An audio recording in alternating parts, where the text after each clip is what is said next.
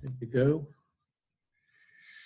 Okay, welcome to G period Accounting and Finance. It's Thursday, April 30th, last day of the week for you guys for this class. And you got one more class to go, maybe, unless you got bioethics or something this afternoon. All right, couple quick announcements. There's 1, 2, 3, 4, 5. There's 7 of you that didn't take the post-test for Chapter 6, which, if you recall from Tuesday, is actually being graded as a quiz, but the labels all say post-test. A couple of you missed the deadline of last night to take it and took it today, which is fine, but you lost a couple of points for missing the deadline. And that kind of, well, that wrapped up Chapter 6. Okay. That's it for announcements. Any questions or comments before we dive into what we're going to do today?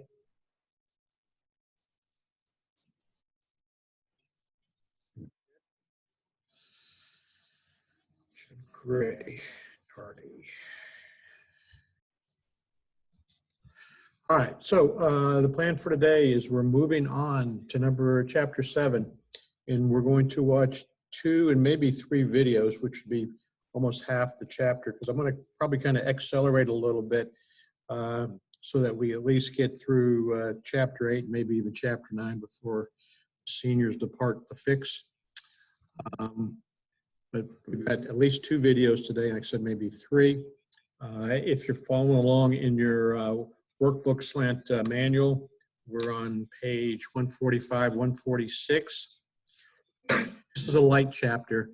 A lot of it's common sense, and a lot of you probably, kind of realize that, but it just kind of gets you, kind of creates an awareness and makes you think. It's kind of like the art of the deal might be a better way of kind of labeling this chapter. The first, I think both these videos, one of them in particular, I think the first one's kind of humorous with a couple of stories. He also talks about the culture of in the United States versus other countries. You guys that maybe went to Normandy or traveled some overseas, he'll kind of elaborate on the fact that negotiating for a better or lower price in the United States is something like, well, you're a cheapskate, or you're cheap. Whereas in many European and South American countries, they expect you to negotiate the price. So I think the takeaway is, don't be bashful, particularly on big ticket items, where you can maybe get a better deal than what's advertised. And if the price is ridiculous, it's going to be a win-win situation if the seller agrees to the price, particularly like if you're going out to buy a used car off of somebody. I mean, they've got a rock bottom price, but you don't need to feel bad or guilty for negotiating a lower price, whether the deal is consummated or not. If the deal goes through, then he or she is content with whatever price you negotiated on, and you've got a price lower than what was initially advertised or listed. So what could be labeled as a win-win situation. And then he's also going to talk, starting in the second video, and if we get to the third one also, kind of the 7 steps of negotiating, kind of the make sure ofs, kind of processes of how to negotiate on any ticket item that you're going to be purchasing. So that's kind of the plan on things. Any questions or comments before we get going? All right, let me see if I can set up my share screen and get everything working technically correct. So you're gonna need the sound. All right. All right, I'm gonna start it, and then hopefully I'm gonna check back in to make sure you can see it. Let's see, this is in the way. Move this out of the way.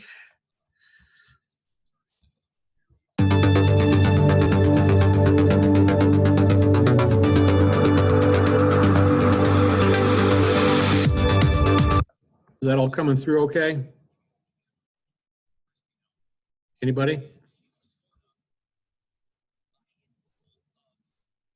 Yes, sir. You can see it and hear it okay? Yeah. All right. Hey, Hunt. Don't be overly excited.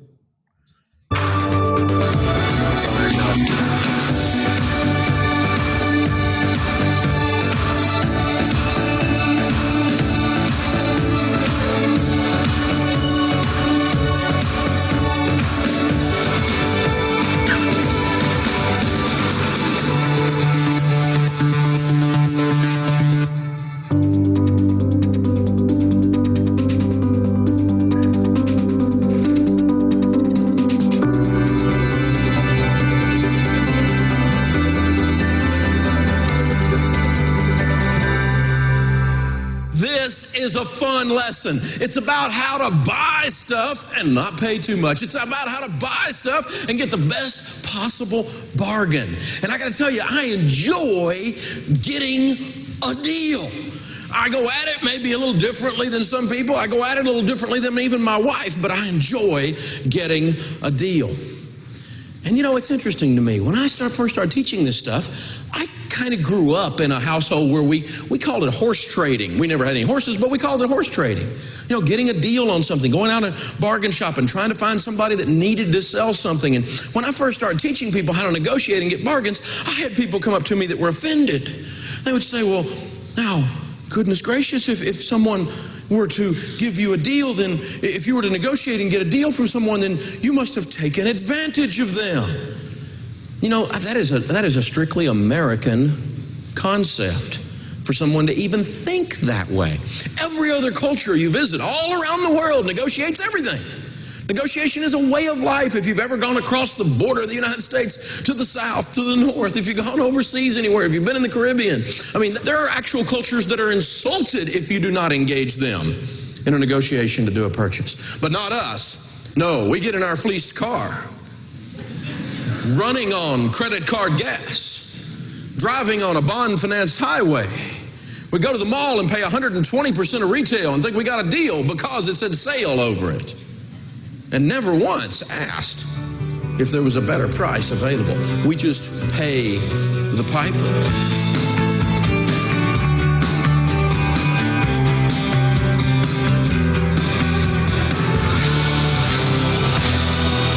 I mean, it is so ingrained in other cultures that, well, we had these friends that were missionaries, and I think they'd been on the mission field maybe a little too long. You ever run into those folk? They were out there a little too long. We should have reeled them back in a little sooner. I mean, she comes home and she's here about 3 weeks. They've been out there years on the mission field. She's home about 3 weeks. We think this woman's going to get arrested. She's in the mall going, I want a better deal.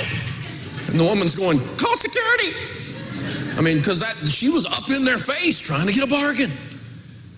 That is the way most cultures around the world think, but not us. And so I want to tell you first that it is okay to get a deal.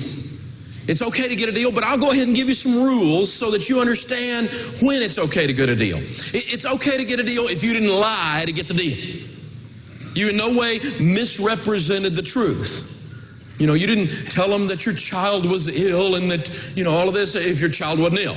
I mean, you don't use some kind of whacked out con artist thing to try to get a bargain. That's not what we're trying to do here. Now, of course, you've not set out to harm the other party. The intent of you getting a deal was not just to be abusive somehow in the process. Your intent to get a deal was just simply to get a deal. And of course, you've approached this whole process of buying a deal from a win-win perspective. Now, I got to tell you, the stuff I'm going to teach you in this lesson, most of you have done it once or twice. Many of you have done it quite a bit. It would be the rare person in here who, as I teach this lesson, you go, wow, I've never heard that. That's not what you're going to say. You're going to go, well, I knew that. But what I want to emphasize at the beginning and at the end and in the middle of this lesson is that you make this a way of life, not just the occasional story that happened and you get to tell it. I want it to be your way of looking at things from this point forward. Make getting a bargain a way of life. The first key to opening the door to huge bargains is learning to negotiate everything. Just start with the idea that everything is negotiable. At some price, in some quantity, on some delivery date, everything is negotiable.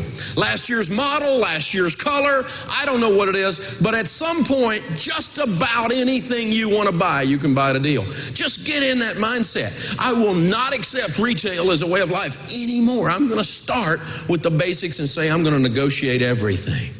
And if you approach it with really understanding what a win-win deal looks like, you won't be afraid to ask for it. Win-win deals really do work, so don't be afraid to ask for the deal. One of the best books I've ever read on negotiating was by William Ury and Roger Fisher. It's called Getting to Yes. Getting to Yes. And if you don't know who William Ury and Roger Fisher are, they're the guys that are professional, world-renowned negotiators. They sit in things like with Jimmy Carter and the Camp David Accord, major negotiations between countries and diplomats. They sit down, and the thing they talk about is that win-win really does work. And the way you can discover as you purchase something or as you engage in negotiation, how do you discover how to help the other party win? You have to gather information. He with the most information about the whole deal, including the other party involved, he with the most information has the best opportunity to design a win-win and will win the negotiation most of the time.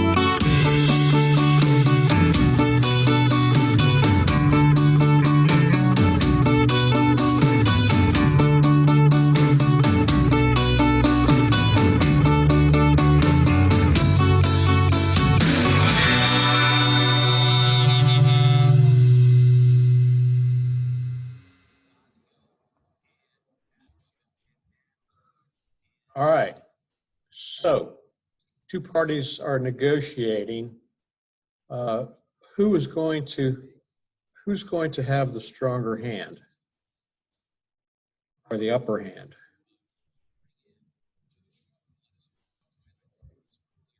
Anybody? He kind of alluded that towards the end of the video. Don't forget to unmute if you're responding. Isn't the party that's negotiating? Say again, Mr. Lambert? The party that's negotiating, right? Like Well, you're both, there takes two to negotiate, right? So both parties are negotiating. The instigator is probably going to be the purchaser versus the seller, because the seller's got a price on there that ideally he probably would like to stick with. So the kind of the instigator of negotiating is the purchaser, because it's to his advantage more so than the seller to bring that price down, right? As a general rule, who's going to have the upper hand, or what would give you an upper hand, whether you're the purchaser or the seller? You've got cash to pay for it. That's a big thing. Yeah, cash is king. But what else is a strong bargaining chip, or what else would be very beneficial? Knowing about the product, I guess, like knowing if it's like damaged in any way or something. Well, yeah, you're real close. The person with the most knowledge typically is going to come out ahead on the deal. So the more knowledge you go in with, particularly as the purchaser, the better you're going to come out of it with. And a classic case would be purchasing a car. All right. Unlike 20 years ago, 25 years ago, when you went in to purchase a car, you really didn't know what a dealership had tied up in that car, what their expense was.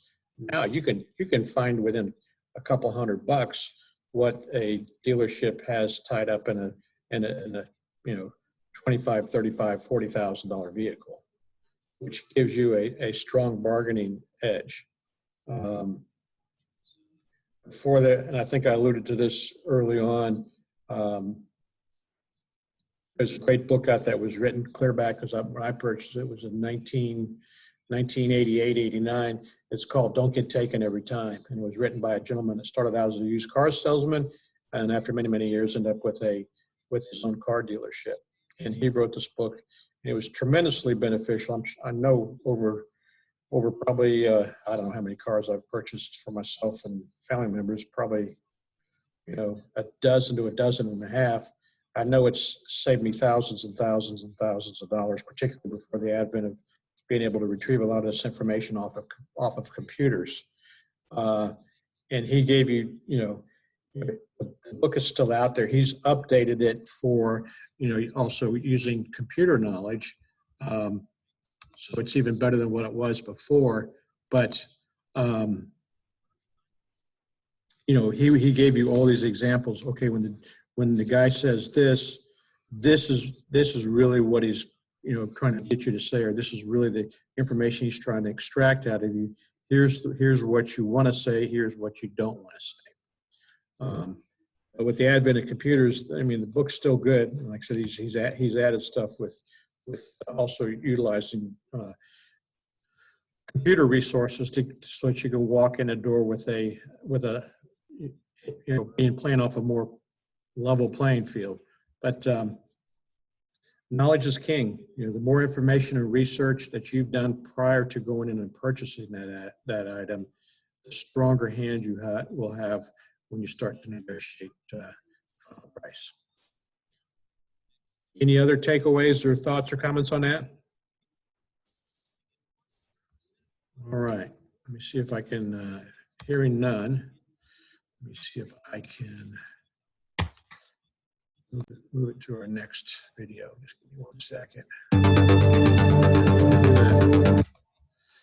Give me a second, see if I can, there we go, that's what I want.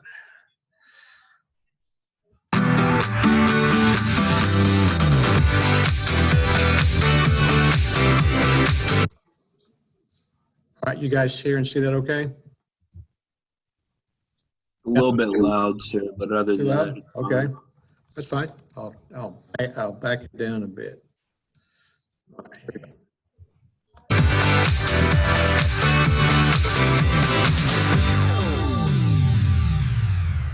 So when you're negotiating, there's at least 7 little things you can do. I call these the lucky 7 basic steps of negotiating. Number 1, when you're negotiating, always tell the truth. And not telling something that you know is also lying. The transmission really didn't slip when you just test drove this car I'm selling, but it has been slipping for the last 3 weeks. Whew. Wrong answer. You just got to look at them and go, look, this transmission's slipping a little bit. It's part of the deal. That's why I've got the car priced the way it is. You're probably going to have to do a little work on that. That's part of the process of always telling the truth. How many of you have ever heard the book by Tom Stanley, The Millionaire Next Door? Raise your hand. It's a great book. If you haven't read it, by the way, you ought to read it. It's the consummate study of millionaires. Tom Stanley was a marketing professor at Georgia State University, and he went all across America studying millionaires and the attributes of people that are millionaires. Now, I've established early and often, if you want to be rich people, you got to do rich people stuff. If you're broke and you want to be rich, do rich people stuff. If you're big and you want to be skinny, do skinny people stuff. Right? If your marriage isn't going good, find somebody who's been married 62 years, take them to coffee and learn about how to be married. You know, you find somebody that's winning at something and do what they're doing to be what they are. Does that make sense? Say yes. Yes. Okay, now, what Tom Stanley did in his second book was called The Millionaire Mind. And in that book, what he did was he didn't study millionaires. He studied people that at least had $10 million. 10 millionaires, millionaires, and at least had a $750,000 a year personal income and had maintained that over an extended period of time. Now, these are people that make $750,000 a year and have at least $10 million and have done this for many years, and he wanted to sit down and study them, and he studied the attributes, the character qualities of these super winners. By the way, statistically, they are in the top 1/4 of 1% of Americans. A very rare animal indeed. And he studied how these rare animals work, how they think. And he came up with 38 character qualities or things that they had in their lives, and he ranked them according to most likely to be there every time. Number 1 was the thing that was there every time, all the way down to 38, which appeared the least number of times as he studied these people. I was real happy to see that, you didn't have to have a 4.0 GPA to be there. Wasn't even in the top 10. Thank goodness I got a chance. But the interesting thing to me was the number 1 characteristic of these very, very wealthy people, when he talked to their employees, when he talked to their vendors, when he talked to their family, their wife, their husband, their kids, when he talked to their in-laws, when he talked to their neighbors, when he talked to people who didn't even know them up close and personal, but knew them by reputation. In every single case, not one exception of the people he studied, every single one of them, so this attribute became number 1. These people had fanatical levels of integrity. Fanatical levels of integrity. Off the scale integrity.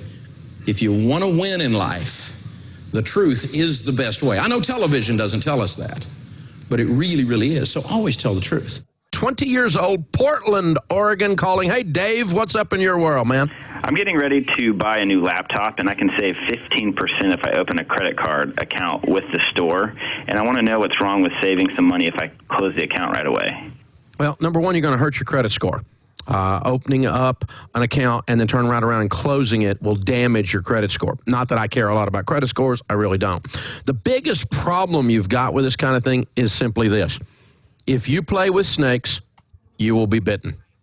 Let me give you an example of what I'm talking about, Dave. I had a caller the other day come to us with one of the big electronics store. They were a customer of the big electronics store. They went in there and they bought 90 days, same as cash. I got to use the money for free for 3 whole months. What's wrong with that, Dave? Kind of like your thing, right? And, well, the problem is when you play with snakes, you'll be bitten. This big electronics store is known for putting a warranty on everything. My caller said, I don't want the warranty, but guess what the sales rep gets paid on? Yeah, they get paid commissions on the warranty. So guess what happened when they filled out the paperwork for the 90 days, same as cash? Oh, the salesperson accidentally checked the warranty box. Oh, forgot. Oh, darn. And when they paid it off in 90 days, they didn't really pay it off because they had a warranty they had to pay for too. So it didn't work out the way he thought. Ended up getting back charged all the way through the thing for interest at a high rate, and got in a big fight with them over a warranty that he didn't really order because the salesperson was a twerp, and so on. And so, you know, this is the kind of crap that happens when you play around trying to save $14 on something. Dude, you're talking about the price of a Happy Meal that you're saving here. It's ridiculous. No, no, no, no. Do not sign up for a credit card to get a savings at the register. Now, I, of course, going around the country, have taught, financial things for years. I'm on the radio in my city for over a couple of decades almost now. And one of the things I teach people, you probably know this if you've read anything I've written or anything else, is that I teach people don't buy extended warranties. Don't buy extended warranties. Extended warranties are a rip. So when you're going to buy a washer and dryer or a television or a stereo or whatever, and they want to put the warranty on there, that warranty is about 50 to 60% commission. Only 12% of it covers the actuarial statistical probability of the item breaking down. And so self-insure through that, put that money in your pocket and use your emergency fund, because believe me, almost all of that is profit and marketing. It's a way for the salesman on the floor to make a little kick. And that's what it amounts to. So I've told people for years, don't buy extended warranties, don't buy extended warranties. I've not bought extended warranty in 20-something years. So my wife and I are shopping just the other day for a major appliance, right in our own neighborhood. And we go down to this electronics store, this appliance store that we like, that we do business with, and I've bought stuff there many times. And I walk in the door, and we're looking at the item, and we're talking about it, and finally we say, I want the open box special, how you go through this whole thing. You got one with a little scratch on the side. And he comes back and he said, well, I got one that's a last year's model. What's the difference? Almost nothing, and we want the last year's model. Well, it's not the color she wants. I don't care what the color is. It's not, it's an appliance. We're not going to see it. And so we are going through this thing. We're getting ready to make a deal. And I said, look, here's the deal. I pay cash for things, and I want to bargain. And he says, well, I'll be back in just a minute. And he comes back in a few minutes. He says, well, I've got these coupons here, and they don't apply to this purchase, but if you're going to pay cash and you want a deal, we're getting this last year's model open box thing, but we'll even let the coupons apply. And this was a several $1,000 purchase, and it was a $250 coupon. I'm going, oh, you're generous. Keep it coming. And he says, well, I got to talk to you about something else. He says, you need the extended warranty. And I said, well, I don't buy extended warranties, and I don't believe in them. I don't think they're a good buy, and we don't do that. And my wife says, well, honey, it might break down. And I said, where have you been? When I've taught about 3 or 4 other million other people not to buy them, where were you? We don't buy extended warranties. She's just trying to be nice. She didn't want to do conflict. The little guy's obviously hurt that we wouldn't buy his extended warranty. And he goes on, well, you need to cover. I said, well, is the thing going to break down? Is it a piece of trash? And he said, well, no, it's one of the best items made, Consumer Reports, so and so. I said, well, what do I need the extended warranty for? And he's like, well. He said, I tell you what, Dave Ramsey buys extended warranties.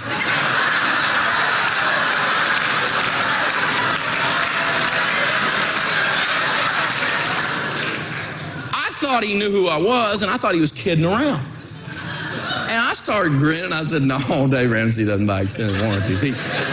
Dave Ramsey, I can promise you, Dave Ramsey doesn't buy extended warranties.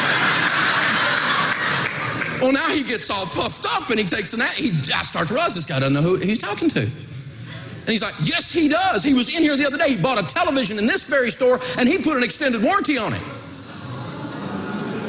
My ears are now red.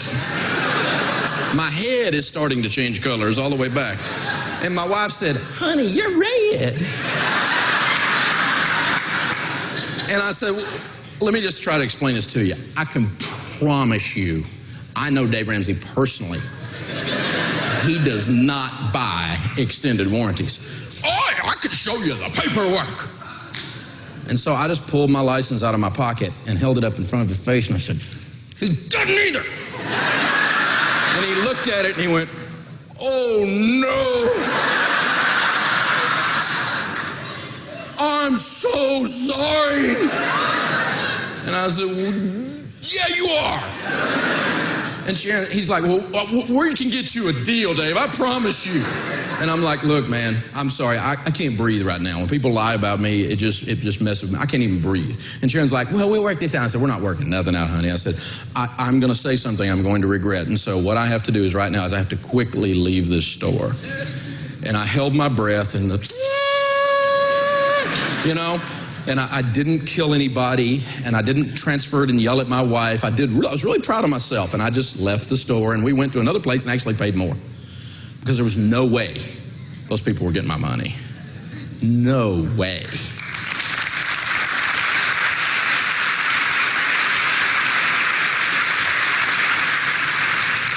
I waited overnight. I called the next morning. I was calm and collected, and I was very gentle and nice. And the manager's like, oh, yeah, we heard what happened. Please don't talk about it on the radio. It's like, I said, dude, this is the best story in the universe. It will be talked about. And I said, but he said, well, listen, we've sent out a memo to everybody in the entire chain. It will never be said again. I promise you. We looked up the file. He was wrong. We told him wrong, and it won't be ever done again. We promise, we promise, we promise, we promise, we promise. And I wasn't mean to him at all. I'm not a bully. And I just said, well, that's cool. Thank you very much. And I appreciate you. We will do business with you again. Since you've corrected this error, and we like you guys. And he said, well, if you come back down here, I can get you a deal on that. And I said, no, we bought it somewhere else because I just couldn't stay there. I couldn't breathe at that moment. But integrity matters, doesn't it? When you lie, it costs you. That's real. There is no shortcut. That's the deal.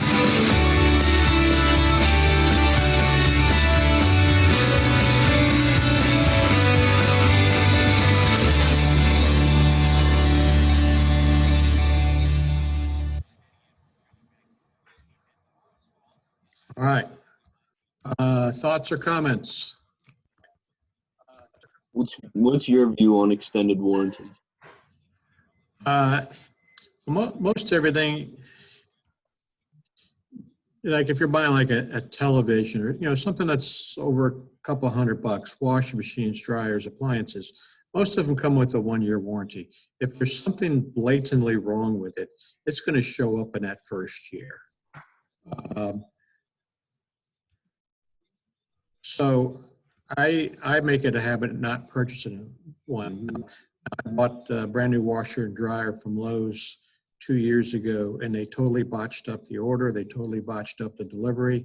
I called and complained and whined, and he said, what do you want me to do? I said, give me your 5-year extended warranty, which was they were charging $270 based on his 12% ratio. That thing's probably worth, $40 or so. I said, give me the 5-year extended warranty, which he did on both units. So I will negotiate for one. I would never, ever, ever, ever pay full price because, like he said, the vast majority of the charge for an extended warranty is for advertising, and like he said, for it's the way the salesmen make a commission. That's why when you walk into Best Buy, you guys are too young for Circuit City, which started right here in Richmond. Those guys were all on commission, and it was just like go walking onto a car dealership lot where you'd walk on the car dealership lot and they would just be all over you like white on rice. So typically I wouldn't purchase. I'm sure many of you have bought things at Best Buy. I mean, they're the notorious ones. You can go in there and buy a $15 little nightstand alarm clock or clock radio with alarm, and they'll try to sell it, get you to buy an extended warranty on that, for like $2 or $3. It's not much, but the thing's going to last probably 5 or 10 years. You're going to forget you had an extended warranty on it, and when it breaks, you're going to throw it away and go get another one. So as a general rule, unless it's something very exceptional and it's at a much reduced cost from what they originally advertised the extended warranty on, I wouldn't recommend buying one. All right. Anybody else have any thoughts or first-hand experiences with extended warranties? No? You guys are getting quieter and quieter with each day. All right, let's crank out one more video. It's actually the second half of those 7 basic principles or rules of negotiating. Okay, oops, I don't need that. Yeah, I do need that. Give me a second. Why did that do that? Give me 1 second here to get to.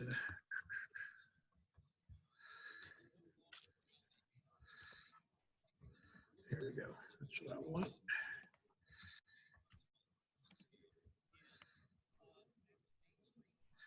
Let's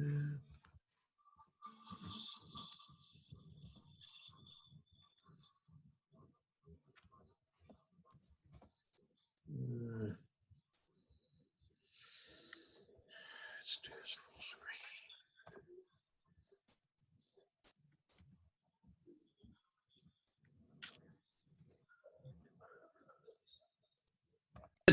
If you spend cash, it hurts. It registers pain with you. And it causes you to not want to spend it. You carry Uncle Ben around a little while. It's like, Uncle Ben, he's part of the family, right? I don't want to lose you. Stay with me. And it hurts, so it makes you stop and think, doesn't it? And that's one of the ways it saves you money. But it is a good negotiating tool, because when you hold up cash is emotional, isn't it? You just kind of walk around the store. Going, I'm thinking I want a deal.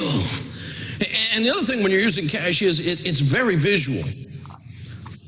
Now, my wife, Sharon, she doesn't like all this stuff. It's too confrontational to her. She's like, you embarrass me. That's just one of the side benefits of doing all this stuff. Cash has immediacy. If I walk up to you and I'm getting ready to buy something and I put down 10 $100 bills and I say, I'm going to make you a $1,000 offer, you're not going to worry about whether my credit card's going to clear. I don't have to talk to my bank or pull my credit bureau report. It's a deal. It's immediate. It's a lock. It's visual, it's emotional, and it is a happening thing. If I lay it down there, I'm going to get a deal, period, that way. Well, I'm talking to the manager now, at the appliance store. Same thing, I'm trying to buy a television. I'm going into one of these electronic stores, and we all know what they are, and I'm standing there going, I want a deal. Look into my eyes. And he's going, well, Mr. Ramsey, we're a retail establishment. We don't really negotiate here. I said, yeah, well, under what circumstances are there bargains? Well, sometimes, we have an item that's a display item, and we have an open box special, so open a box. Right? Well, I just don't know. I don't know. Are you sure? Because if we don't do a deal here, then I'm going to have to go see if those other people really have the Best Buy. You got to have some fun with this, people. You got to have some fun with it. I remember one time several years ago, our kids were small and we were busy running around, and I did the unpardonable sin. I forgot Mother's Day. Yeah, you know how bad this is. We go to church and they're handing out roses to all the women. I'm going, what are the roses for? Oh, no. Oh, no. So we're walking up through the parking lot after church with the kids in tow, and I'm going, honey, the kids and I have been talking about your Mother's Day gift, and we've just decided whatever you want, we're just going to go get it right now. And she's like, you forgot, didn't you? So whatever you want, we're going to go get it right now, right?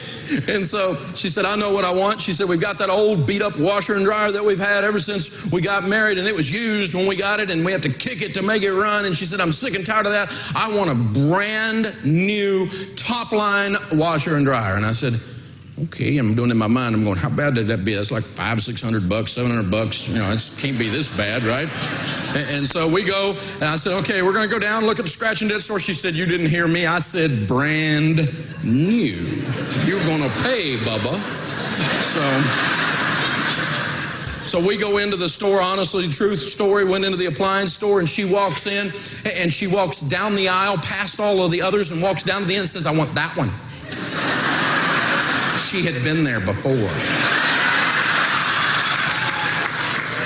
She had been planning this. I go down there and I look at it. This thing, I mean, it makes sandwiches at halftime. Who knew a washer and dryer could be this expensive? I'm looking at it, and I put them all together. We sit down with the little guy at the little round table, and he's seeing the kids. It's Mother's Day. He knows he's got him one, right? And this is going to be a hard negotiation. This is going to be tough. And he says, yeah, he says he adds it all up, taxes, title, delivery, everything is like $1,298 actual dollars. For a washer and dryer. You're kidding me. And he went, no, sir, that's how much it is. And I said, well, actually, I don't have $1,298. But what I do is I have 9 of these. 1, 2, and she kicked me under the table. 3, 4, 5, 6, 7, 8, 9. I laid 9 of them on the table. I said, 9, that's all I can do. And he said, well, I can't do that. And I said, well, who can? He said, well, that would be the manager. I said, talk to the manager. She kicked me again. He walked off. She said, you don't need another seminar story. Buy it.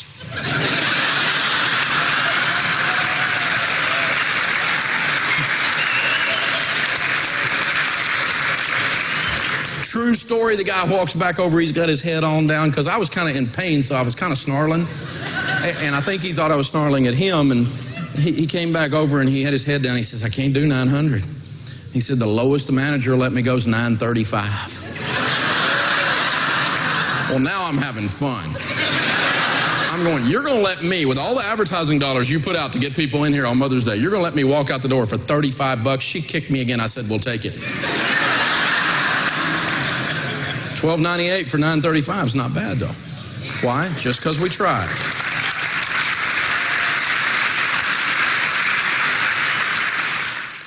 I've got a quick shopping tip for you, a little bit of bargaining wisdom, if you will.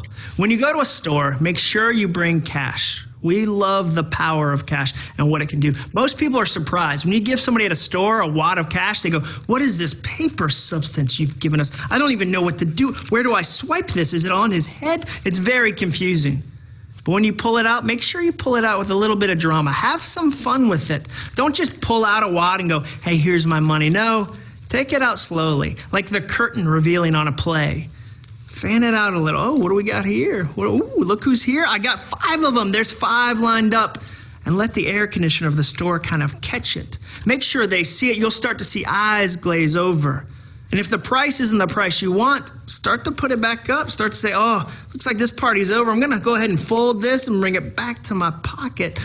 The slower you do that, the faster the price will come down. So remember that. Debt is dumb, but on the flip side, cash is fun. Have some fun with it. You've worked hard for this. You've worked hard to save this and spend this intelligently. Have a little bit of fun with it because cash is fun. The next of the lucky 7 is understand and use walk-away power. You have to emotionally be able to walk away and not purchase the item. If you are emotionally married to the item, your body language changes, the tilt of your head changes, your vocal cords constrict, the use of words changes, the sentence structure changes, and people can tell you have bought. Even those of you that are not trained sophisticatedly in body language can just watch and go, that one bought. You know what I'm talking about? You can feel it, can't you? And people can feel it. And so when you lose your walkaway power, you lose the ability to negotiate. This is a big deal. You have to keep your emotional distance from the item in order to be able to let them know. They have to be able to feel that they're losing you, and they want to reel you back in as you go through this negotiating process. That is a big deal. I had a guy call me one time with one of these .com companies that we had been working with, and the .com company went broke. Now there's a shock. And before it went broke, they had just furnished this fabulous office with literally hundreds of these, well, probably a little less than 100 of these Steelcase brand, which is a top brand of office furniture, cubicles, and all these beautiful chairs and all the accessories all through this place, and a fabulous conference room, all done up. I mean, some serious wood stuff. I mean, gorgeous stuff, right? And he says, Dave, I just wrote a check for this. Nobody's even sat in these seats. And now we're turning around and we didn't get our funding from our venture capitalist, and we're going to have to turn the key on it. I got to sell it. I said, man, I don't need all this stuff. I don't even have that many people working here. It won't even all fit in our office. He said, but you don't understand. I'm going to make somebody a deal. And I'm like, really? I don't need all this stuff. And he said, listen, don't make me an offer because you're going to own it. And I went, okay, I'm starting to need this stuff. So I sat down with our executive VPs, and there were only about 40 of us at that time working on our team. Now there's several hundred of us, right? But at that time I said, well, okay, guys, this guy says he gave me the tickets on it. It's $275,000 worth of furniture. That's a lot. And I said, at what price, guys, would we buy this, that if we didn't buy it at that price, we would feel stupid? Because we really don't need it. We're going to have to put it in storage until we grow enough to use it. Or we're going to have to try to sell it and make money on it. We're not in the furniture business, so we're not doing that. So what are we going to do here? And so we fooled around. We all talked it out. And finally I said, look, and one of the guys said, okay, we settled on a price, $23,500. And I said, he'll never take it, but at least if it's more than that, we don't want to pay for something we don't really need today much more than that, but it's a great buy. And so I called him up, and I really did have walkaway power because I really didn't care if he sold it to me or not because I didn't really need it. You see what I'm saying? At that time. If you visit our offices today, it's in there because he took $23,500. That's a deal. But I think a lot of that had to do with I didn't care. And it was all in my spirit. You know what I'm saying? He could feel that I didn't care. And I wasn't trying to beat the guy up. He's the one that said, make me an offer. I wasn't shopping for this, but he drew me in with price. Man, a lot of that was walkaway power. I've taught my wife, I've taught my kids this stuff, and we live this way as a family. And because my wife is a typical Southern belle, non-confrontational, will cut your throat. You know what I'm saying, and say bless your heart about you know what I'm saying, bless your heart means a lot of things you don't want to know. I mean, and so, but all this stuff to her feels like confrontation, all this negotiating stuff. And so we were kind of playing with it. I said, here's what you do, try this. And we were at the flea market, and she was looking for this iron bed that she was going to paint up, an antique bed thing, and put it in one of the kids' rooms. She had this plan, and we go down, and she's like, over there's the bed. Now, what do I do? That's the one I want. And I said, okay, here's what you do. Number one, don't get married to it. Maintain your walkaway power. And do these things. And just play with it. Just have fun with it. Here's some cash. Go over there and try to do it. I mean, the guy was asking like $20 for the bed or something. I don't know what. It wasn't much. I mean, I thought by the time she finished with the guy, he was going to pay her.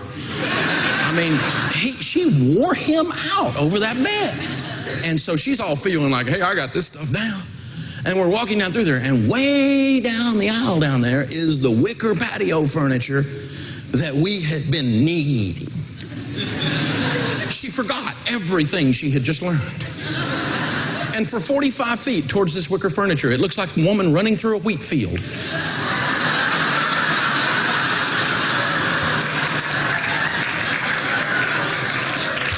Her body language, you know what I'm saying?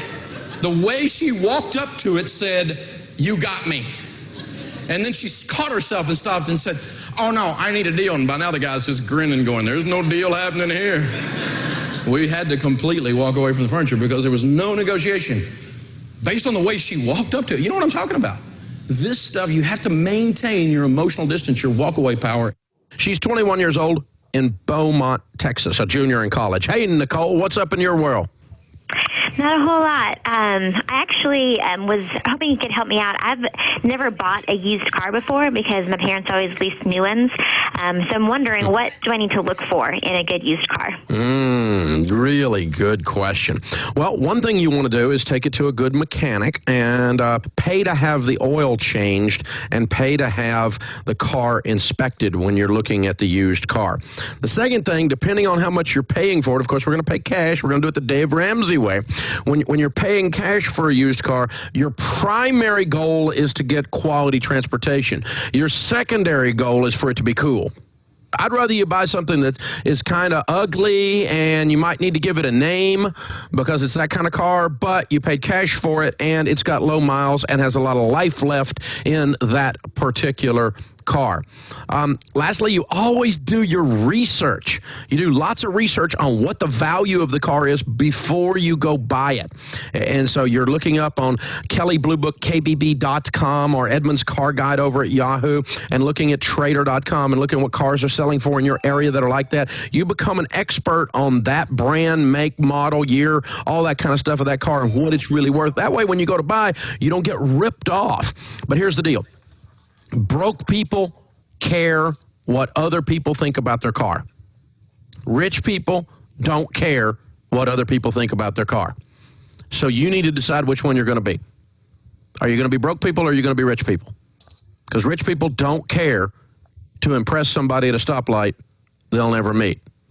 Those are some thoughts. If you'll do all of that, you'll probably pick you a really good car. Now, always remember to pay cash, Nicole. No exceptions. Thanks for calling the Dave Ramsey Show.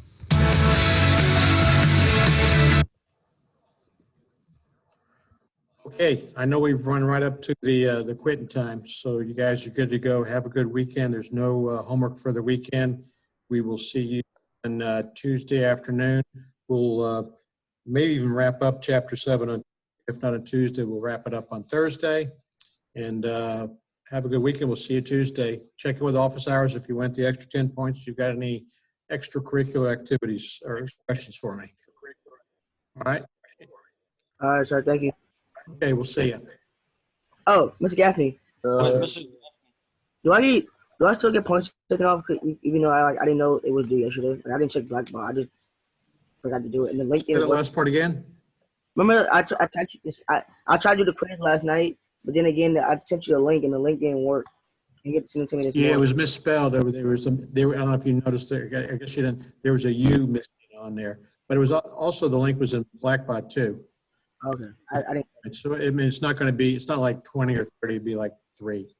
Okay, that's fine. All right, we'll see. Anybody else? Yeah, Mr. Gaffney. Yes, sir. So how do I get to the test on Foundations U? Because I was trying to do that and I couldn't find out how to do it. It's not on Foundations U. You got to go to www.foundationsdigital.com.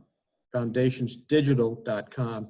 And if you didn't take that first test from a couple weeks ago, you'll have to register and create an account. It's not a Foundation U. Go Foundations Digital. All right. All right. Thank you. Okay. Anybody else? All right. I've got to go Algebra 2. We'll see you.